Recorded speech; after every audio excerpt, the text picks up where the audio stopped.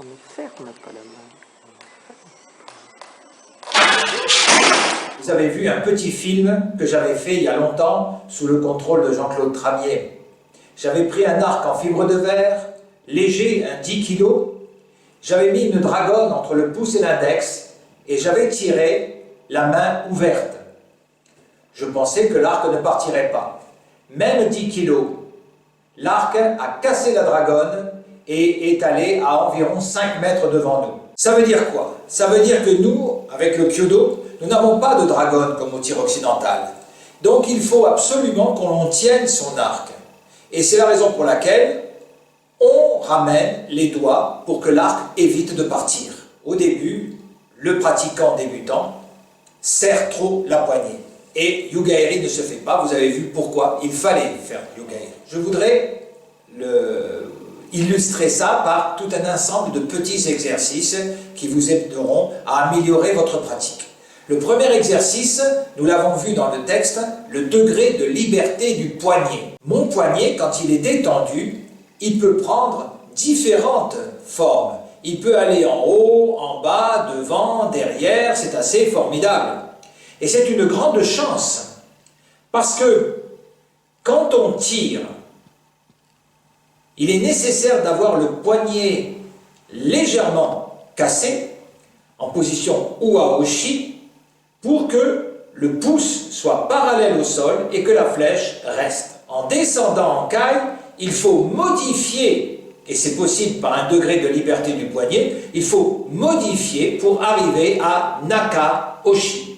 Je vous invite à travailler soit avec un verre de champagne, soit avec tout simplement un crayon. Vous élevez et le crayon reste bien comme ceci. Ma main est en Uaoshi. Et doucement, je modifie l'angle de mon poignet pour arriver à Naka-Oshi. Et vous voyez que le crayon ne tombe pas. Par contre, si je réagis en Beta-Oshi, le crayon tombe. Le deuxième élément important, toujours pour les questions de degré de liberté du poignet, c'est que votre poignet ne doit pas bouger, ou le moins possible, en Naka-Oshi. Il vous suffit de ramener la base du pouce vers le petit doigt ou le petit doigt vers le pouce. Essayez l'exercice et vous allez voir que lorsque votre main est détendue, le degré de liberté du poignet est extrême, mais quand vous faites la pince, le degré de liberté est très réduit. Un autre avantage, c'est que le petit doigt fait travailler Shita-Suji. Shita-Suji, c'est la ligne qui est sous le bras. Quand vous travaillez avec le petit doigt, vous devez sentir en poussant un doigt dans les muscles qu'il y a un muscle qui bouge. C'est le muscle qui assure Shita-Suji. Donc le petit doigt vous permet, quand vous finissez Zanshin, d'avoir un Zanshin bien horizontal, avec un Shita-Suji à droite et à gauche, ferme et pas de relâchement. Gardez bien cette sensation du petit doigt qui tient. On peut faire l'exercice maintenant avec les doigts totalement. Ce qui est vraiment la chose la plus essentielle à comprendre en Kyodo, c'est que dès que l'on a fait Yatsugae, il n'est plus nécessaire de serrer l'arc. Quand vous avez fait Tenouchi et quand vous avez fait Torikake, vous ouvrez légèrement l'arc, Habiki, grâce à l'énergie des coudes, et vous pouvez monter l'arc, vous pouvez passer à Daisan, et les doigts sont là. Vous pouvez arriver en Kai, les doigts sont là. Tout simplement parce que, et l'arc, vous pouvez le bouger dans toutes les directions, parce que vous recevez la puissance de l'arc dans Tsunomi. Vous pourriez faire la même chose de l'autre côté.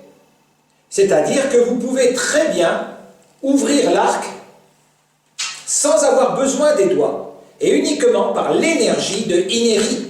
Et vous voyez, je peux ouvrir mon arc, il a 15-16 kg quand même, je peux ouvrir mes doigts, et mes doigts peuvent bouger, mais je tiens et j'ouvre bien mon arc, tout simplement parce que j'ai fait Ineri, et que la corde, je l'ai tordue. Je vous ai conseillé de faire un exercice qui est celui-ci, amener et finir en Naka-Oshi. La corde est repliée vers l'intérieur, et rapidement, paf, la corde tourne.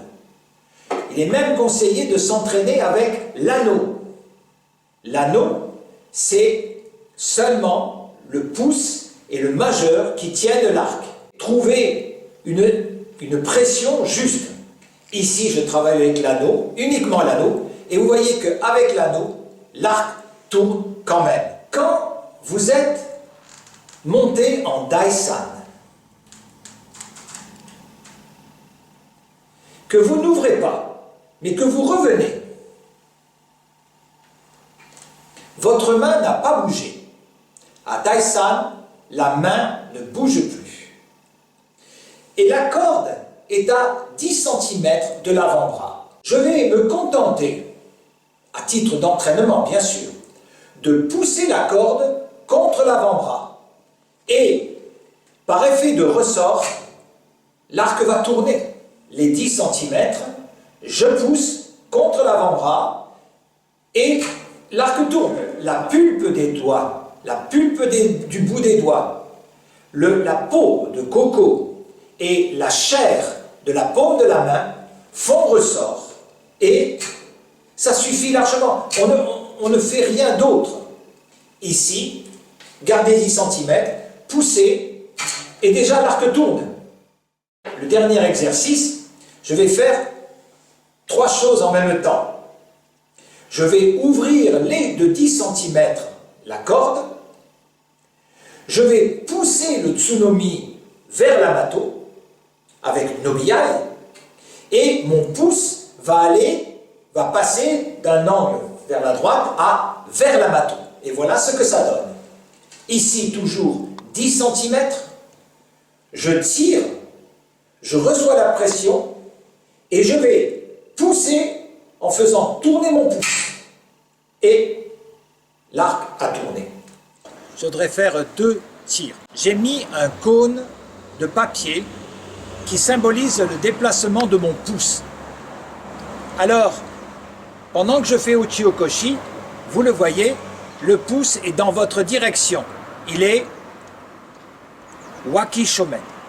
Puis, il se déplace et il se retrouve avec un angle de 10 degrés. Puis, on descend, et là, je peux vous affirmer que je le vois encore, mon pouce. Mais par contre, quand je vais finir, le pouce sera dans la direction de la cible.